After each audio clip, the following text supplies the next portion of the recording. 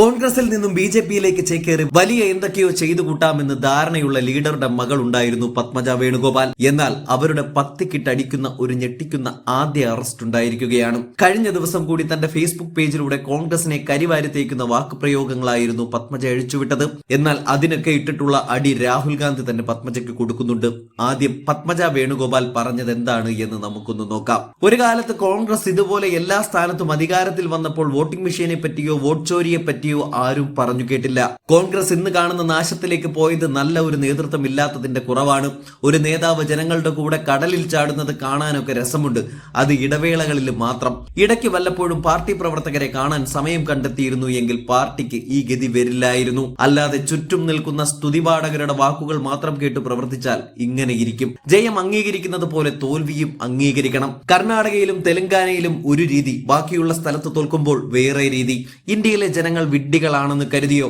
ഞാൻ ഇത് എഴുതിയതിന് എന്നെ കൂലിക്ക് ചീത്ത വിളിക്കുന്ന പാവങ്ങളോട് എനിക്ക് സഹതാപം മാത്രമേ ഉള്ളൂ. എനിക്ക് കോൺഗ്രസ് നേതാക്കന്മാരോട് ഒന്നേ പറയാനുള്ളൂ. മോദിജിയെ ചീത്ത വിളിക്കുന്നത് നിർത്തി ജനങ്ങളുടെ പ്രശ്നങ്ങളെ പറ്റി പറയുക, വികസനത്തെ പറ്റി പറയുക. ബീഹാറിലെ വോട്ട് അട്ടിമറിയിലൂടെ വലിയ ബി.ജെ.പി വിജയത്തിന്റെ ആഹ്ലാദത്തിലാണ് പത്മജ തന്റെ ഫേസ്ബുക്കിൽ ഇത്രയും കുറിച്ചത്. എന്നാൽ പത്മജയെ പോലും ഞെട്ടിച്ചുകൊണ്ടാണ് ഇന്ന് വോട്ട് കൊള്ളയിൽ ആദ്യ അറസ്റ്റ് കർണാടക സർക്കാർ നടത്തിയത്. അതും ബി.ജെ.പിക്ക് വേണ്ടി കൂലിക്ക് പണിയെടുത്ത ഒരു മൊബൈൽ കടക്കാരനെ. പശ്ചിമ ബംഗാൾ നാഡിയ സ്വദേശി ബി.പി. ആദ്യയെയാണ് പ്രത്യേക അന്വേഷണ സംഘം അറസ്റ്റ് ചെയ്തത്. 2023 കർണാടക നിയമസഭാ തെരഞ്ഞെടുപ്പിന് മുന്നോടിയായി കൽബുർഗി ജില്ലയിലെ ആലന്ദ് മണ്ഡലത്തിലെ വോട്ടർ പട്ടികയിൽ നിന്ന് വോട്ടുകൾ നീക്കം ചെയ്തെന്ന കേസിലാണ് നടപടി. കോൺഗ്രസ് സ്ഥാനാർത്ഥിയായിരുന്ന ബി.ആർ. പാട്ടീൽ നൽകിയ പരാതിയുടെ അടിസ്ഥാനത്തിലായിരുന്നു SIT അന്വേഷണം ആരംഭിച്ചത്. ഒരു ബി.ജെ.പി നേതാവിന്റെ ആവശ്യപ്രകാരം വോട്ടർ പട്ടികയിൽ നിന്ന് ആളുകളുടെ പേര് നീക്കം ചെയ്യുന്ന നിയമവിരുദ്ധ പ്രവർത്തനങ്ങളിൽ ബാപ്പി ആദ്യം ഏർപ്പെട്ടതായി അന്വേഷണത്തിൽ കണ്ടെത്തി. മൊബൈൽ റിപ്പയറിംഗ് കട നടത്തുന്ന പ്രതി വ്യാജ വോട്ടർ ID കാർഡുകളും ഫോൺ നമ്പറുകളും ഉപയോഗിച്ച് നിയമവിരുദ്ധമായി തെരഞ്ഞെടുപ്പ് കമ്മീഷന്റെ സൈറ്റിൽ കയറി വോട്ട് നീക്കം ചെയ്യുന്ന ഓരോ സേവനത്തിനും ലഭിക്കുന്ന OTP ഒരു പ്രത്യേക വെബ്സൈറ്റ് വഴി ബി.ജെ.പി നേതാവിന്റെ ഡാറ്റാ സെന്ററിലേക്ക് എത്തിക്കുകയായിരുന്നു. ഇതായിരുന്നു ഇയാളുടെ രീതി. ഓരോ വോട്ടും നീക്കം ചെയ്യുന്നതിന് 700 രൂപ വീതം ഇയാൾ ഈടാക്കിയിരുന്നു. ബാപ്പി ആദ്യയുടെ അക്കൗണ്ടിലേക്ക് നിരന്തരമായി 700 രൂപയുടെ ഇടപാടുകൾ നടന്നതിന്റെ രേഖകൾ കണ്ടെത്തിയ ശേഷമാണ് അറസ്റ്റ് രേഖപ്പെടുത്തിയത്. രാജ്യത്തിന്റെ വിവിധ ഭാഗങ്ങളിലുള്ളവരുടെ ഫോൺ നമ്പറുകൾ ഉപയോഗിച്ചാണ് പ്രതി OTP സ്വീകരിച്ചതും വോട്ടുകൾ വെട്ടിമാറ്റിയതും. ഇത്തരത്തിൽ ആലന്ദ് മണ്ഡലത്തിൽ മാത്രം 3000-ലധികം വോട്ടുകൾ നീക്കം ചെയ്തിട്ടുണ്ടെന്നാണ് പരാതി. പ്രതിക്ക് കുറ്റകൃത്യങ്ങളിൽ മറ്റേതെങ്കിലും സംഘത്തിന്റെ സഹായം ലഭിച്ചിട്ടുണ്ടോ എന്നും SIT പരിശോധിക്കുന്നുണ്ട്. അറസ്റ്റിലായ പ്രതിയെ 14 ദിവസത്തേക്ക് റിമാൻഡിൽ വാങ്ങി കൂടുതൽ വിശദമായി ചോദ്യം ചെയ്യാനാണ് അന്വേഷണ സംഘത്തിന്റെ തീരുമാനം. ഇനി അടുത്തത് ബീഹാർ തന്നെയാണ്. കോൺഗ്രസ് തടങ്ങിയിരിക്കാൻ പോകുന്നില്ല, തെരഞ്ഞെടുപ്പ് കമ്മീഷനെ വെറുതെ വിടാനും പോകുന്നില്ല. എല്ലാം തെളിഞ്ഞു കത്തും. അതിനുള്ള അടിയന്തര യോഗം മല്ലികാർജുൻ ഖാർഗെയുടെ വീട്ടിൽ വെച്ച് ഇന്ന് നടക്കുകയാണ്. KC വേണുഗോപാൽ ഈ വിഷയത്തിൽ ആഞ്ഞടിക്കുന്ന രംഗങ്ങൾ കാണാം.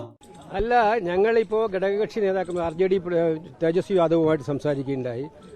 ശ്രീ രാഹുൽ ഗാന്ധിയും മല്ലികാർജുന ഖാർഗെജിയും അതുപോലെ തന്നെ CPI-MLന്റെ പ്രവർത്തകരും മറ്റു പാർട്ടികളുമായിട്ട് സംസാരിക്കും. ആർക്കും വിശ്വസിക്കാവുന്ന റിസൾട്ടല്ല ബീഹാറിൽ വന്നിരിക്കുന്നത്. ബീഹാറിലെ ജനങ്ങളത് വിശ്വസിക്കുന്നില്ല, പാർട്ടി പ്രവർത്തകർ വിശ്വസിക്കുന്നില്ല, മറ്റു രാഷ്ട്രീയ പാർട്ടികളും അലയൻസ് പാർട്ടികളും വിശ്വസിക്കുന്നില്ല. ഇന്നലെ റിസൾട്ട് വന്നത് മുതൽ ഞങ്ങൾക്ക് മനസ്സിലാകാത്ത കാര്യം 90%-ലധികം സ്ട്രൈക്ക് റേറ്റ് ഇന്ത്യൻ രാഷ്ട്രീയത്തിൽ ഒരു രാഷ്ട്രീയ പാർട്ടിക്ക് കിട്ടുന്നത്. നിങ്ങൾ എടുത്തു നോക്കി, 84-ൽ ഇന്ദിരാഗാന്ധിയുടെ മരണശേഷം ഉണ്ടായ ഇലക്ഷനാണ് ഒരു വൺ സൈഡഡ് ഇലക്ഷൻ എന്ന് പറയാവുന്ന ഇലക്ഷൻ ഇന്ത്യയിലുണ്ടായത്. അവിടെ പോലും കോൺഗ്രസിന് 90% സ്ട്രൈക്ക് റേറ്റ് ഇല്ലായിരുന്നു. ഒരു രാഷ്ട്രീയ പാർട്ടിക്കും അവർ മത്സരിച്ച സീറ്റുകളിൽ 90% പേരും ജയിക്കുക എന്ന് പറയുന്നത് അപൂർവങ്ങളിൽ അപൂർവമായിട്ടുള്ള കാര്യമാണ്. അത്തരം അപൂർവമായ സാഹചര്യം ബീഹാറിൽ ഉണ്ടായിരുന്നു എന്നുള്ളത് നിങ്ങൾക്കൊക്കെ അറിയാം. നിങ്ങളെല്ലാം റിപ്പോർട്ട് ചെയ്തവരാണ്. അത്തരം അത്യപൂർവമായ സാഹചര്യങ്ങൾ, അപൂർവങ്ങളിൽ അപൂർവമായ സാഹചര്യം ബീഹാറിലുണ്ടായിരുന്നു. ഞങ്ങൾക്കാർക്കും അത് ബോധ്യപ്പെട്ടിട്ടില്ല. അപ്പോൾ ഇതിനകത്ത് വെറുതെ പറഞ്ഞിട്ട് കാര്യമില്ല. അപ്പോൾ ഞങ്ങൾ ഇതിനെ കൃത്യമായിട്ടുള്ള ഡാറ്റകൾ കളക്ട് ചെയ്തുകൊണ്ടിരിക്കുകയാണ്. 17C ഫോം അടക്കം എല്ലാ ബൂത്തുകളിൽ നിന്നും എടുക്കുകയാണ്. തേജസ്വി യാദവുമായിട്ടും അതുപോലെ തന്നെ ദീപാങ്കർ ഭട്ടാചാര്യമായിട്ടും അതുപോലെ മറ്റ് അലയൻസ് പാർട്ട്നേഴ്സുമായിട്ടൊക്കെ തന്നെ ഡിസ്കസ് ചെയ്ത് ഒരു കൃത്യമായിട്ടുള്ള എവിഡൻസുമായിട്ട് ഞങ്ങൾ മുന്നോട്ട് വരും. അല്ല, വോട്ട് കൊള്ളയാണ്. നമ്മൾ ഹരിയാനയിൽ ഇത് പറഞ്ഞപ്പോൾ അന്ന് ആരും വിശ്വസിച്ചില്ല. ഹരിയാനയിൽ നമ്മൾ പരാജയപ്പെട്ടപ്പോൾ ഞങ്ങളിത് പറഞ്ഞതാണ്. ഇത് വ്യക്തമാണ്. 19 ഇലക്ഷൻ കേസുകൾ ഇപ്പോൾ അവിടെയുണ്ട്, കോടതികളിലുണ്ട്. നിങ്ങൾ പറഞ്ഞ് കോടതിയിൽ 19 ഇലക്ഷൻ കേസുകൾ ഹരിയാനയിലേക്ക് അപൂർവങ്ങളിൽ അപൂർവമല്ലേ ഒരു സ്റ്റേറ്റിൽ 19, അതും ചെറിയ സ്റ്റേറ്റ് ഹരിയാനയിൽ ഇലക്ഷൻ നടക്കുകയാണ്. അപ്പോൾ നിയമപരമായിട്ട് ഞങ്ങൾ പോരാടുന്നുണ്ട്. അതുകൂടാതെ അന്ന് പറഞ്ഞ കാര്യങ്ങളും ശരിയാണെന്ന് ഞങ്ങൾ തെളിയിച്ചു. ഇലക്ഷൻ കമ്മീഷൻ ഇതുവരെ അതിനൊരു മറുപടി പോലും പറഞ്ഞിട്ടില്ല. ഞങ്ങൾ ഉന്നയിച്ച കാര്യങ്ങൾക്ക് ഒഫീഷ്യലായിട്ട് ഇലക്ഷൻ കമ്മീഷൻ ഒരു മറുപടി പോലും പറഞ്ഞിട്ടില്ല. SIR ഇപ്പോൾ നടപ്പിലാക്കുന്നു. നിങ്ങൾ കേരളത്തിലെ കാര്യം അറിയാം. കേരളത്തിൽ ഇപ്പോൾ SIR നടപ്പിലാക്കുന്നത് പഞ്ചായത്ത് ഇലക്ഷൻ ഇവിടെ എല്ലാവരും ഒഴുകി നിൽക്കുമ്പോൾ അതേ ടൈം തെരഞ്ഞെടുത്തിട്ട് SIR നടത്തുകയാണ്. ഇതിന്റെ ഉദ്ദേശം എന്താണ്? അപ്പോൾ ഇവരുടെ ഉദ്ദേശശുദ്ധി നല്ലതാണെങ്കിൽ എല്ലാ രാഷ്ട്രീയ പാർട്ടികളും നിയമസഭയും ഒന്നാകെ പറഞ്ഞിട്ടും അതൊന്നും മാറ്റാൻ പോലും തയ്യാറാവുന്നില്ല.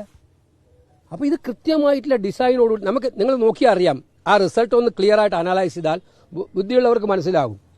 ഇനി JDU എപ്പോഴെങ്കിലും ഇങ്ങോട്ടേക്ക് മാറിക്കളഞ്ഞാൽ അവർക്ക് പോലും ഗവൺമെന്റ് ഉണ്ടാക്കാൻ അവിടെ പറ്റില്ല. മനസ്സിലായില്ലേ? കഴിഞ്ഞ പ്രാവശ്യത്തെ പോലെ JDU ഇങ്ങോട്ട് മാറി JDU RJDയും കോൺഗ്രസും F2 എല്ലാം കൂടിയാലും ഗവൺമെന്റ് ഉണ്ടാക്കാൻ പാടില്ലാത്തവണ്ണമുള്ള ഡിസൈൻഡ് ഇലക്ഷൻ റിസൾട്ടാണ് അവിടെ ഉണ്ടായിരിക്കുന്നത്. ഇത് ക്ലിയർ മാനിപ്പുലേഷൻ ആണെന്ന് സംശയമില്ല. ഇത് തോൽക്കുമ്പോൾ പറയുന്ന കാര്യമല്ല. ഇന്ത്യൻ ജനാധിപത്യം അപകടകരമായ സ്ഥിതിയിലൂടെ കടന്നു പോവുകയാണ്. അതീവ ഗുരുതരമായ സ്ഥിതിയിലൂടെ കടന്നു പോവുകയാണ്.